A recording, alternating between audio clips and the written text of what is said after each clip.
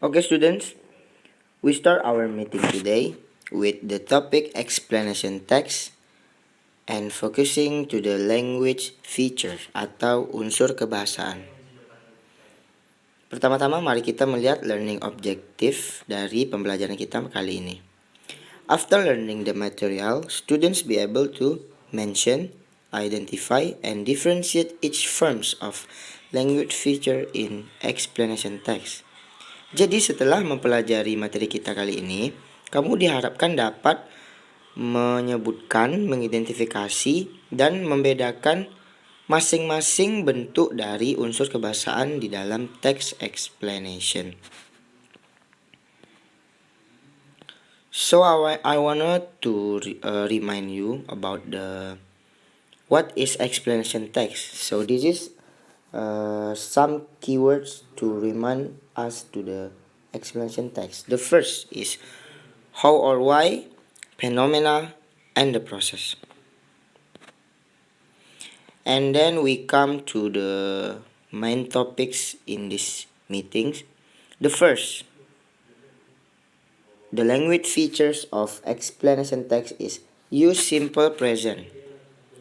Explanation text use simple present because this text is tell us a fact.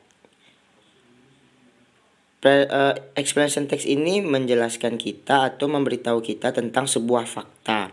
Oleh karena itu, kita menggunakan simple present tense untuk memberitahu tentang sebuah fakta tersebut. Di mana yang sudah kita ketahui bersama, simple present tense ini adalah bentuk kalimat paling sederhana yang formulanya menggunakan verb one atau verb one plus s or es. Seperti contoh, the snowfall is always exciting. Snowflakes are made up of crystals. And then the second, passive voice. Explanation text ini juga banyak menggunakan passive voice di dalamnya, atau di bahasa Indonesia kita menyebutnya imbuhan di. Passive voice ini focus on the object rather than the subject.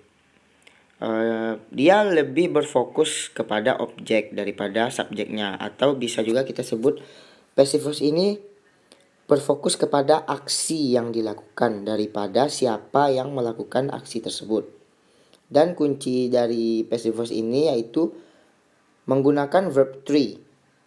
Dan pada kalimat aktif kita temukan subjek diletakkan di awal kalimat, tetapi pada passive voice ini mereka mendahulukan objek dan diakhiri dengan subjek. Seperti contoh, this juice is made from the fresh lemon.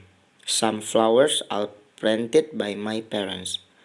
Made dan planted is verb 3.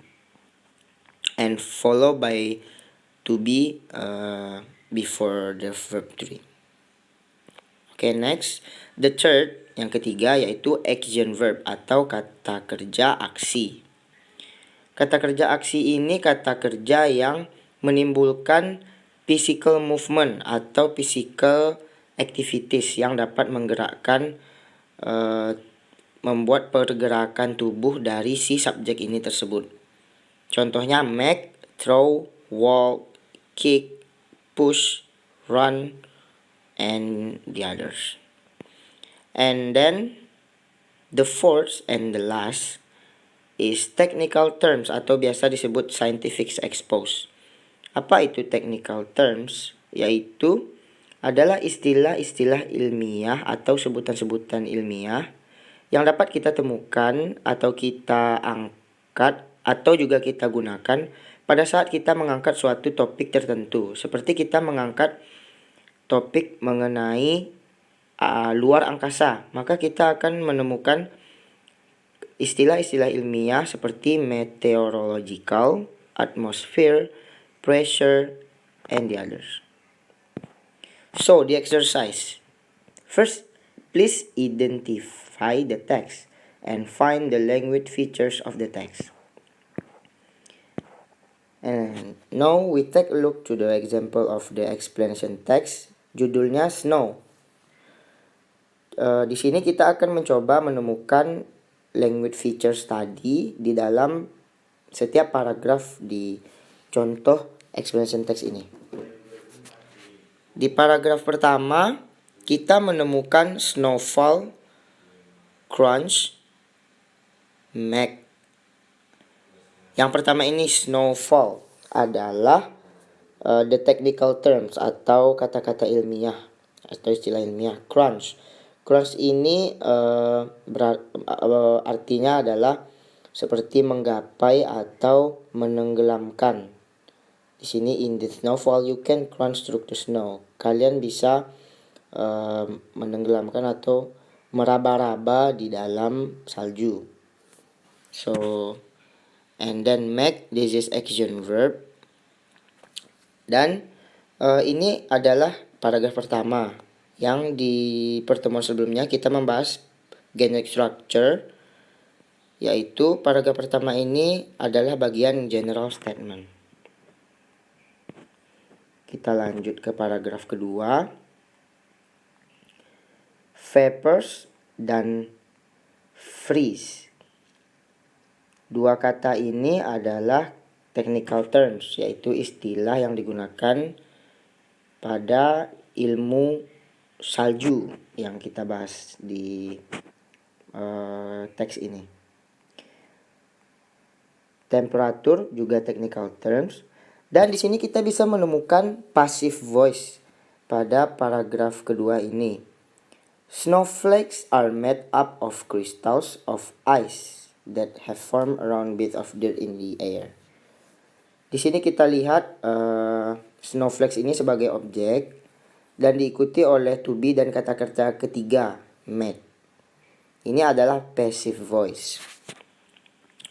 Made up of crystal of ice. Crystal of ice ini adalah subjeknya. Dan juga kita temukan di akhir kalimat snowflakes dan crystals. Ini juga technical terms. Oh maaf, yang di pertama tadi vapors